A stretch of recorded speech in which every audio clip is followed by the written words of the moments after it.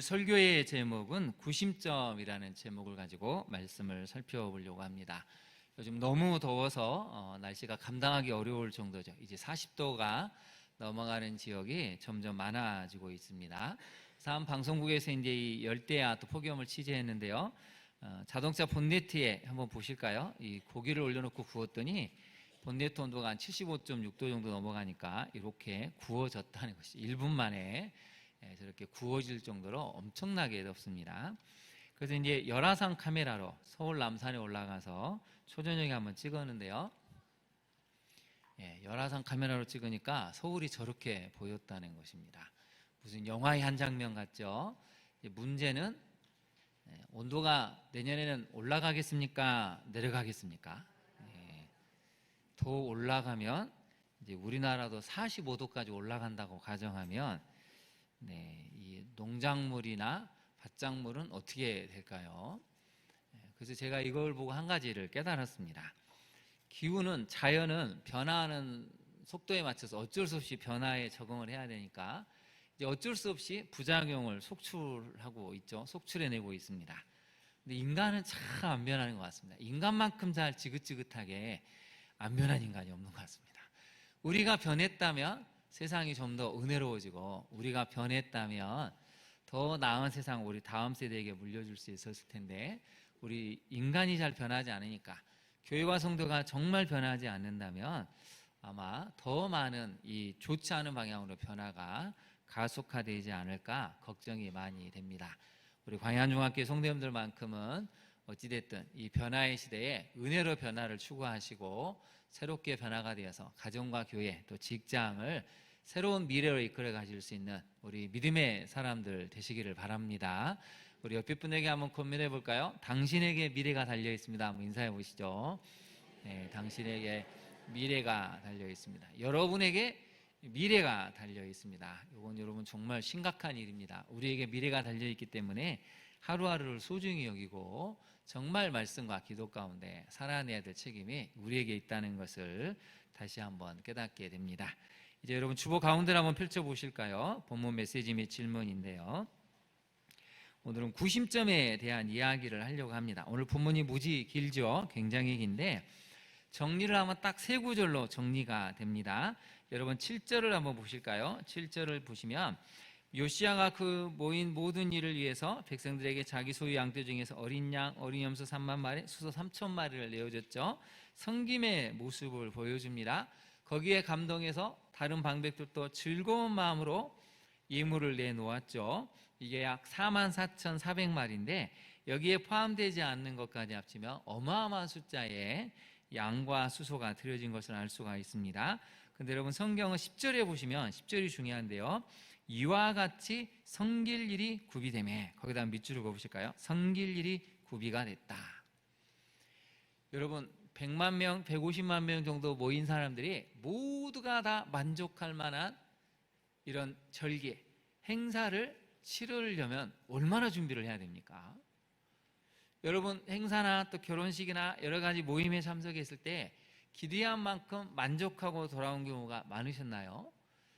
여러분 수백 명 모여도 이게 쉽지 않은데 1000명도 아니고 10,000명도 아니고 100만 명 가까운 사람들이 모였는데 다 만족했다, 기뻐했다, 너무 감사했다라고 이 절기를 치르려면 준비를 어떻게 해야 됩니까? 근데 여러분 성경은 정확하게 이렇게 표현하죠. 이와 같이 섬길 일이 구비가 됐다. 이걸 16절은 다시 한번 표현하는데요. 이와 같이 당일에 여호와를 섬길 일이 다 준비되매. 거기다 밑줄을 그어보실까요? 다 준비되매. 근데 6월절은 나를 위해서, 우리를 위해서 지키는 것이 아니고 여호와를 위해서 지켰다는 것이죠. 그래서 여호와를 섬길 일이 다 준비가 됐다. 여러분 이 구절은 엄청난 구절입니다. 우리가 예배를 드린다면 예배를 드릴 때 기도와 말씀과 찬양이 너무 잘 준비가 됐는데 이게 하나님을 섬기는데 너무 잘 준비가 되어서 18절을 한번 보실까요? 선지자 사무엘 이후로 이스라엘 가운데서 유월절을 이같이 지키지 못했고 이스라엘 모든 왕들도 온 유다와 이스라엘 무리와 예루살렘 주민과 함께 지킨 것처럼은 유월절을 지키지 못했다. 어떻게 준비를 해야 여러분 이 정도의 찬사를 받을 수 있을까요? 우리가 무슨 행사 하나만 해도 음식이 왜 이러냐 불평이 나옵니다. 날씨 탓을 합니다. 날씨는 왜 이래? 모인 사람들은 왜 이래? 사람에 대해서 불평하고 환경에 대해서 불평하고 여러 가지 조건에 대해서 불평할 일이 너무 많은데, 오늘 성경은 한마디로 딱 정리하죠. 너무 모든 일이 잘 구비가 되어서 전무후무한 유월절을 지켰다, 이렇게 이야기를 하고 있습니다. 우리가 이 구절을 묵상할 때마다 도전을 받아야 됩니다. 매주일 예배가 이렇게 준비가 돼야 되는구나. 매주일 예배가 이렇게 하나님 보시기에 이전보다 오늘이 더 예배가 은혜로웠구나. 다음 주는 더 이전보다 더 은혜로워졌구나. 이렇게 최선을 다해서 준비하고 구비하는 목회자인 저가 돼야 되고, 찬양대가 돼야 되고, 우리 성도님들이 마음으로 준비가 돼야 된다는 것입니다. 근데 여러분, 이렇게 하기 위해서 한 사람이 있었다는 것이죠. 그게 19절인데요. 우리 19절 말씀을 같이 한번 봉독하겠습니다. 요시야가 왕위에 있은 지 18째에 이 유월절을 지켰더라. 26살밖에 안 됐습니다. 26살에 유월절을 지키자고 망해버린 북이스라엘 사람들을 초청하고 흩어진 유다 백성들, 우상 숭배에 물들었던 유다 백성들을 다 모아서 유월절을 지켰는데, 성경은 찬사죠. 일색입니다. 찬사 일색입니다. 전무후무한 유월절을 지켰다. 이 모든 일이 정확하게 구비가 되고 준비가 되어서 하나님 보시기에 칭찬할 수밖에 없는 완벽한 준비. 근데 그것은 한 사람이 했다는 것이죠. 26살.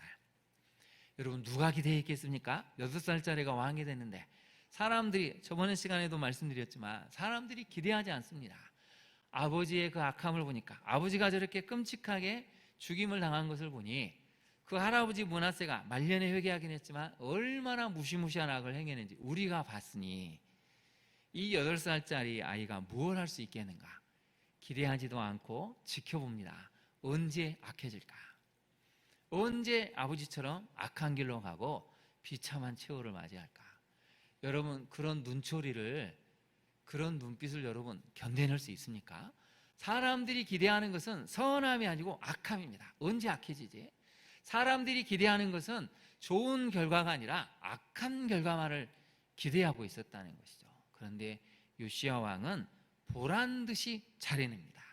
그리고 오늘 본문의 성경처럼 26살이 되었을 때 그 누구도 이처럼 지키지 못했던 완벽한 준비를 통해서 유월절을 지킬 수 있도록 해냈다는 것이죠. 구심점이 됐다는 것입니다. 한 사람이 올바른 구심점 역할을 감당하니까 나라가 새로워지고 성경의 기록 자체도 완전히 달라지는 것을 오늘 요시야 왕은 보여주고 있는 것이죠. 그래서 여러분, 첫 번째 메시지를 한번 살펴볼까요? 본문 가운데 있는 데를 펼쳐보시고요. 첫 번째 메시지입니다. 말씀에 붙들린 사람만이 변화하는 시대에 진정한 구심점 역할을 감당할 수 있습니다. 그 다음 네모를 쳐보실까요? 말씀에 붙들린 사람. 요새 중독이 심해지고 있죠. 청소년들의 중독 문제가 여러분 너무 심각합니다. 특별히 도박 중독, 음란물 중독, 게임 중독이 지금 자라는 청소년들을 심각하게 위협을 하고 있죠. 돈에 붙들리는 사람은 돈만 생각합니다. 주식에, 코인에, 게임에, 음란물에 중독된 사람, 알코올에 중독된 사람은 온통 그것만 하루 종일 생각하고 붙들려 있습니다. 그런 사람이 공동체의 리더가 되고 가정의 가장이 되고 어떤 모임의 수장이 된다면 여러분, 그 모임은 어떻게 되겠습니까? 흔들리게 되고 와해가 되고 무너지는 건 시간 문제라는 것이죠. 그런데 여러분, 오늘 본문은 우리에게 분명하게 알려줍니다. 말씀에 붙들린 요시야 왕 한 사람이 탁 등장하니까 이 변화해야 되는 시대에 정확하게 구심점 역할을 감당해서 모든 백성들의 마음을 한 방향으로 쫙 끌고 갔다는 것이죠. 여러분, 우리를 붙드는 것은 말씀이 되어야 됩니다. 세상의 가치관이 아니라 말씀에 붙들려서 우리가 가야 한다는 것이죠. 그래서 오늘 찬송가를 한번 보실까요? 저는 오늘 찬송가를 수십 번, 수백 번 불렀는데 2절의 이 찬양 가사가 다시 한번 마음에 와닿는데요.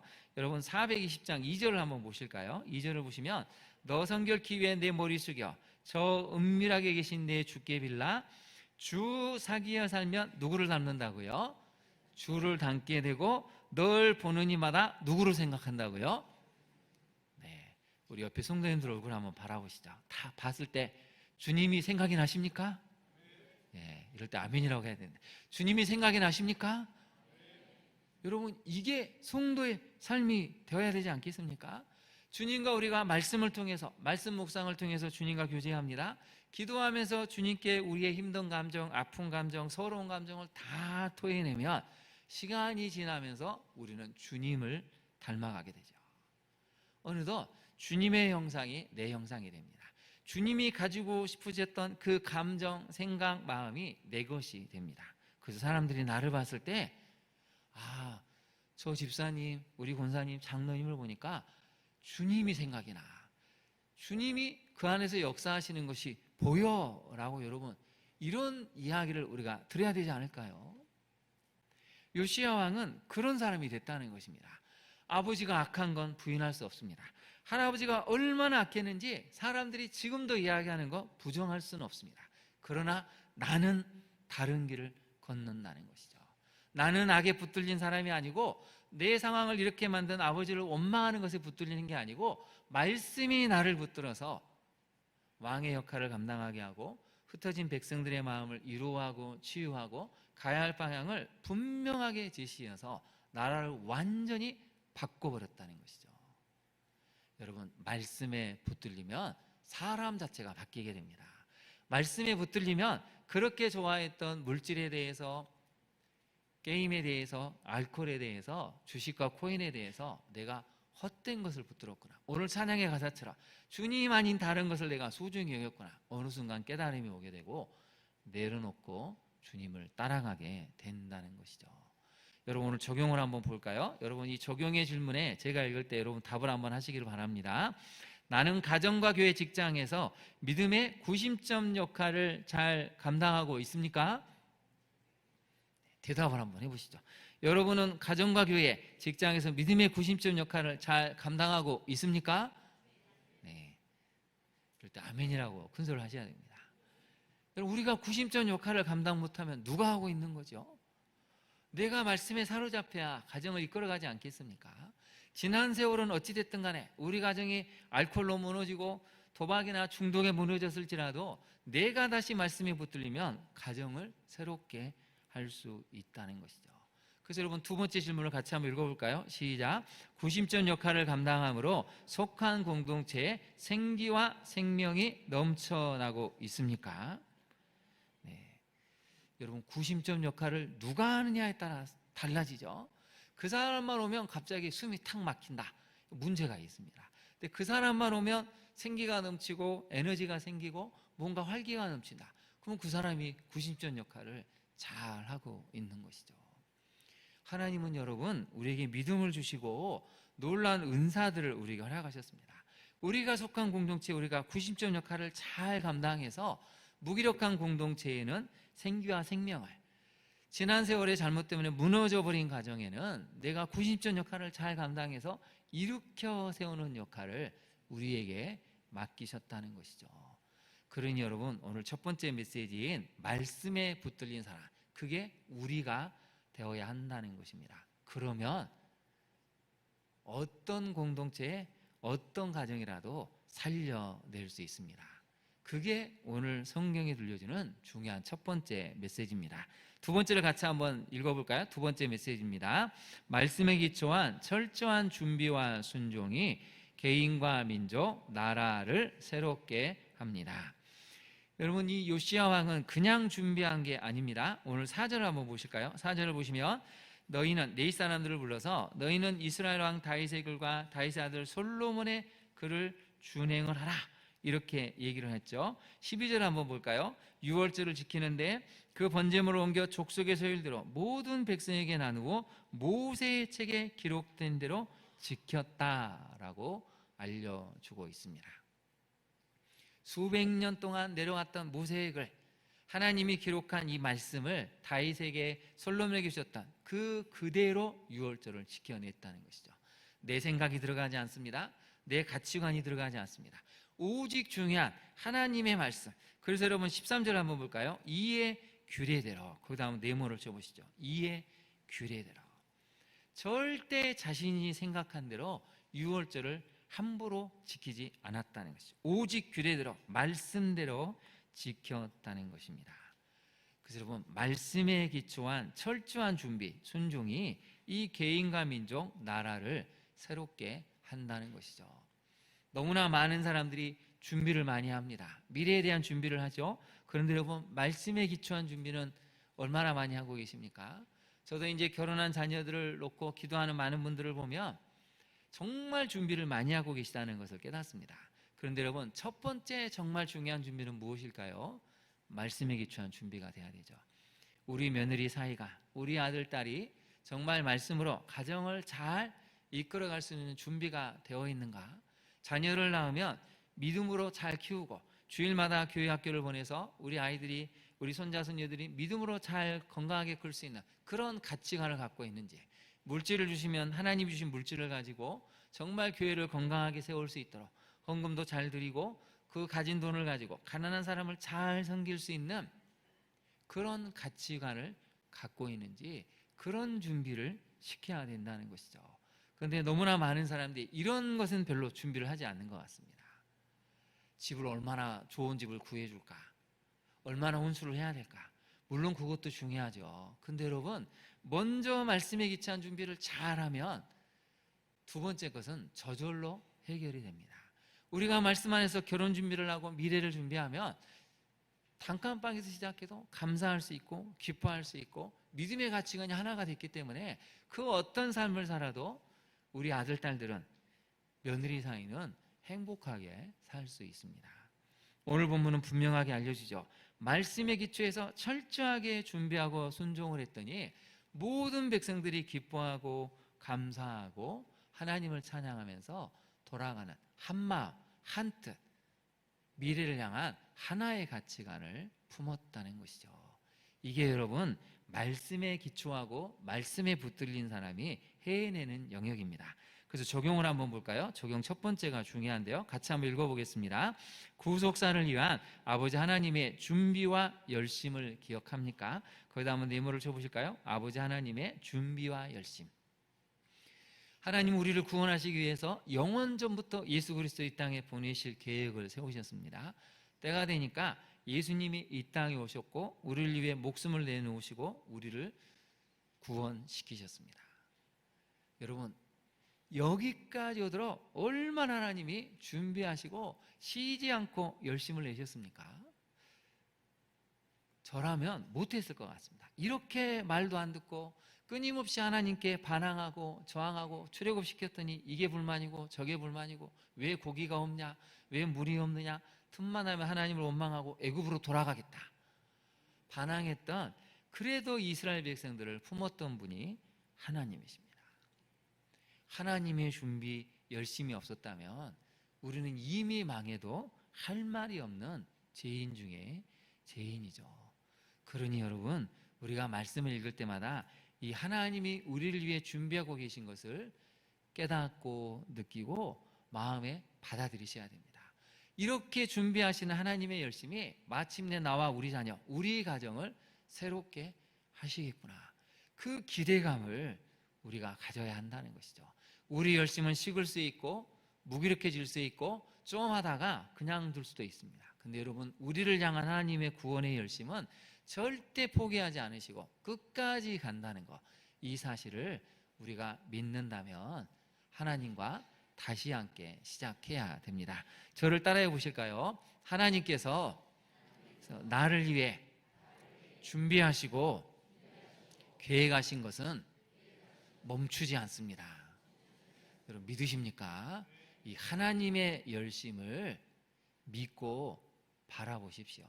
쉬지 않고 지금 달려오시는 이 하나님의 열심이 인류의 구속사로 나타났고 지금도 우리를 향해서 그 하나님의 열심은 멈추지 않는다는 것이죠. 우리가 그 하나님의 열심을 깨닫는다면 우리도 그 하나님처럼 열심을 낼 수 있고 주저하지 않고 끝까지 달려갈 수가 있습니다. 두 번째 적용점을 살펴볼까요? 여러분, 최근 준비하고 실행하는 모든 것들은 말씀에 기초한 것입니까? 여러분이 이사를 준비했든 이직을 준비했든 자녀의 미래를 위해서 결혼을 준비하든 그 무엇이든 간에 준비한 모든 것들은 말씀에 기초해야 한다는 것이죠. 그렇지 않으면 우리 생각, 우리 감정, 우리 가치관이 들어가서 하나님이 원래 계획했던 것과 틀어지게 되고 나중에 부작용을 속출할 수가 있습니다. 그래서 여러분 두 번째 메시지, 말씀에 기초한 철저한 준비와 순종이 우리 개인과 민족, 나라를 새롭게 한다는 것을 깨달으시고 오늘부터 다시 한번 말씀에 기초한 삶을 살아가는 우리 광양중앙교회 성도님들이 되시기를 바랍니다. 세 번째를 한번 살펴볼까요? 세 번째는 섬김의 리더십과 자발적인 헌신, 공동체의 질서와 조화가 하나님이 원하시는 모습입니다. 아까도 살펴봤지만 여러분 7절을 한번 볼까요? 요시야가 그 모인 모든 일을 위해서 자기의 소유 양떼 중에서 어린 양 어린 염소 3만 마리 수소 3천 마리를 내주었습니다. 여러분 6월절을 지키기 위해 수많은 사람이 모이지만 그 중에는 가난한 사람도 있습니다. 하루 한 끼 먹기 어려운 사람들도 그래도 하나님의 은혜를 기억하고 지키기에 왔습니다. 그러면 이 사람들이 6월절 절기 동안 그래도 무언가를 먹어야 되고 무언가를 나눌 수 있는 게 있어야 되는데 부자들만, 있는 사람들만 먹고 끝낸다면 얼마나 이게 비참한 일이겠습니까? 그래서 먼저 요시야 왕이 본을 보였다는 것이죠. 너희들 지켜라 하고 하는 게 아니고 지키기 위해서 본인부터 냈다는 것이죠. 그랬더니 8절을 한번 볼까요? 8절을 보시면 방백들도 즐거이 희생을 드렸다라고 나오죠. 그 다음은 동그라미 쳐보실까요? 즐거운 마음이 있었다는 것입니다. 왕이 내니까 어쩔 수 없이 생색을 내려고 한 게 아니고 왕의 모습을 보고 우리도 즐거운 마음으로 기쁜 마음으로 신하들이, 지도자들이, 방백들이 다 냈다는 것이죠. 섬김의 리더십을 보여줍니다. 자발적인 헌신의 모습을 보여주니까 이 6월절이 전무후무한 6월절이 되었다는 것이죠. 그래서 여러분 성경은 섬김의 본이신 예수 그리스도에 대해서 알려주는데요. 우리 말씀 몇 구절을 살펴보겠습니다. 우리 마가복음 10장 45절 말씀 같이 한번 봉독해 볼까요? 시작.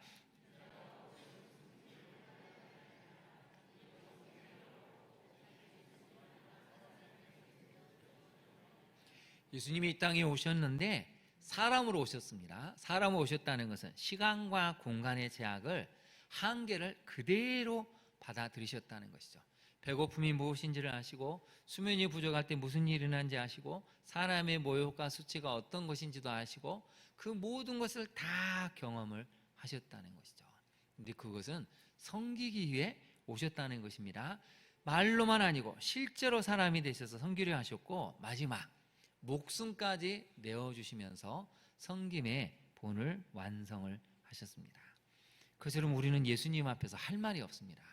잘해주는 사람 앞에야 누가 못하겠습니까? 나를 위해주고 섬겨주고 끔찍하게 아껴준 사람한테는 우리가 뭐든지 다 함께 할 수 있죠. 그런데 끊임없이 반대하고 무시하고 조롱하고 사사건건 트집을 잡고 실제로 원수처럼 대한다면 여러분 그런 사람을 위해서 우리가 마음을 주고 섬김의 자세로 다가갈 수 있을까요? 그런데 예수님은 그렇지 않으셨다는 것이죠. 그냥 보여주셨습니다. 원수되었던 우리, 죄인되었던 우리, 끝까지 하나님께 저항했던 우리를 향해서 이게 진짜 사랑이라고 그냥 목숨을 바치셔서 그분의 사랑, 그분의 섬김을 보여주셨습니다. 그래서 요시야 왕도 똑같이 그러한 모습으로 지금 백성들에게 가고 있는 것을 알려주고 있죠. 또 하나 우리는 뭘 생각해야 되냐면 질서인데요. 고린도전서 14장 33절 상반절을 같이 한번 읽어볼까요? 시작. 하나님이 아니시오 오직 하나님은 삼위일체 하나님이십니다. 그 안에 질서와 조화가 있으시죠. 그러니 여러분 모든 것은 질서 있게 해야 된다는 것입니다. 무질서의 하나님이 아니고 화평은 질서가 있는 곳에서만 나타나죠. 고린도전서 14장 40절 말씀 한번 볼까요? 모든 것을 어떻게 하라고요? 품위 있게 하고 질서 있게 하라는 것입니다. 고린도교회 여러 가지 은사의 부작용이 있으니까 은사의 부작용을 잠재울 수 있는 방법은 모든 것을 품위 있게, 질서 있게. 한번 제가 여러분께 질문을 드리고 싶습니다. 0.1초 만에 아멘이라고 답해 보십시오. 우리 광양중학교 성도님들은 품격이 있죠? 네, 대답 소리가 작은 것 같은데 우리 옆에 분들, 성도님들, 우리 성도님들이 보시기에 품위가 있어 보이시죠? 네, 여러분 사도 바울이 권면한 것입니다. 모든 것을 품위 있게, 품격 있게 해라, 질서 있게 하라. 이게 성숙한 교회 공동체의 모습이라는 것입니다. 로마서 14장 17절 18절 말씀만 제가 읽어드릴게요. 하나님의 나라는 먹고 마시는 일이 아니라 성령을 통해서 누리는 정의와 평화와 기쁨입니다. 이러한 정신으로 그리스도를 섬기는 사람은 하나님을 기쁘시게 하고 사람들의 무엇을 받는다고요? 인정, 칭찬을 받는다는 것입니다. 하나님의 나라는 먹고 마시는 데 있는 것이 아니고 성령을 통해서 누리는 의와 평강과 기쁨, 희락인데 바로 다른 번역 성경, 새 번역 성경을 보면 그게 정의와 평화와 기쁨이라는 것입니다. 이러한 세 가지 정신을 가지고 그리스도를 섬기는 사람은 두 가지가 나온다는 것이죠. 하나님을 기쁘시게, 사람들에게는 인정을 받는다는 것입니다. 이게 진짜 그리스도인다움의 모습이라는 것이죠. 저를 한번 따라해 보실까요? 하나님을 기쁘시게, 사람들에게는 인정을. 네, 여러분 이게 그리스도인다운 모습이라는 것입니다. 그래서 여러분 히브리서 11장 6절 말씀을 한번 볼까요? 히브리서 11장 6절 말씀이 중요한데 같이 한번 봉독하겠습니다. 시작. 믿음이 없이는 하나님을 기쁘시게 하지 못하나니 하나님께 나아가는 자는 반드시 그가 계신 것과 또한 그가 자기를 찾는 자들에게 상 주시는 이심을 믿어야 할지니라. 아멘. 여러분 요시야 왕이 8살의 왕이 됐을 때 얼마나 무서웠겠습니까? 신하들에게 자기 아버지가 암살되었으니 사실 궁중에 누구도 믿을 수가 없습니다. 자기 어머니 외에는 도대체 누구를 믿어야 할지 알 수가 없고 미래가 어떻게 될지 알 수가 없는데 한 가지는 있었다는 것이죠. 믿음이 있었다는 것입니다.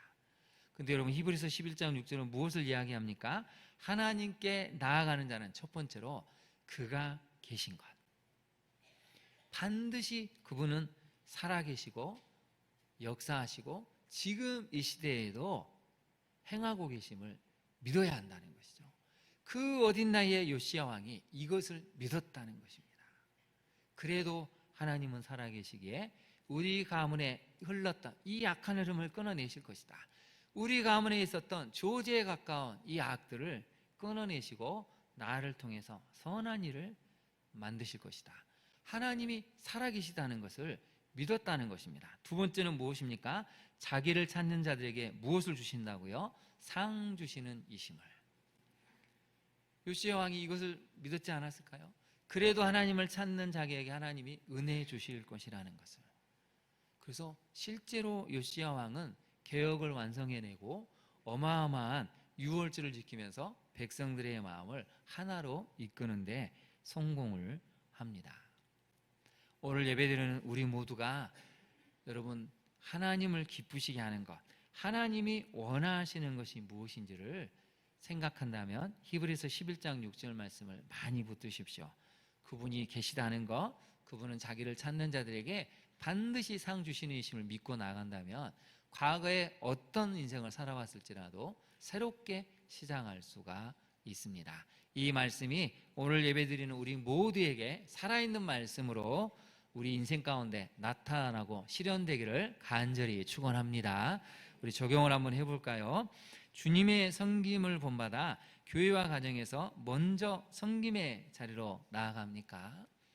우리가 주님을 본받는다면 먼저 섬김의 자리로 나가야 한다는 것입니다. 두 번째, 각자의 목소리를 높이기보다 조화와 질서를 위해서 먼저 섬기고 희생을 합니까?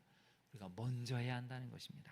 먼저 조화와 질서를 위해서 목소리를 높이기보다 하나님이 원하시는 질서에 순종하고 그 가운데로 걸어가면 하나님이 나의 모습을 통해서 공동체를 살리시고 새로운 미래로 이끄신다는 것이죠. 말씀을 마치겠습니다. 여러분, 말씀에 붙들린 사람만이 변화하는 시대에 진정한 90점 역할을 감당할 수 있습니다.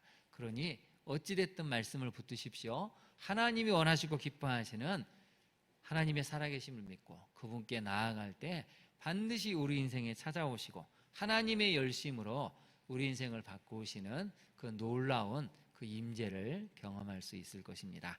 그날이 속히 오게 되기를, 여러분의 믿음이, 여러분의 말씀에 붙들린 삶이 그것을 드러내고 증언할 수 있기를 간절히 축원합니다. 우리 함께 기도하도록 하겠습니다. 하나님, 제가 말씀에 붙들린 사람이 되기를 원합니다. 중독이 있다면 중독을 끊어내게 하옵소서. 진정한 구심점 역할을 내가 가정에서 아버지로, 어머니로서, 남편으로, 아내로서 잘 감당할 수 있게 달라고 기도해야 됩니다. 말씀의 기초에 잘 준비해서 우리 자녀들이 이 말씀의 기초에 직장을 준비하고 미래를 준비하고 또 결혼을 준비하고 어떤 것이든지 말씀의 기초에 준비해서 그 가운데 준비해 놓으신 하나님의 놀라운 은총을 경험할 수 있게 해달라고 우리 시간 주님의 이름을 3번 부른 다음에 기도하도록 하겠습니다.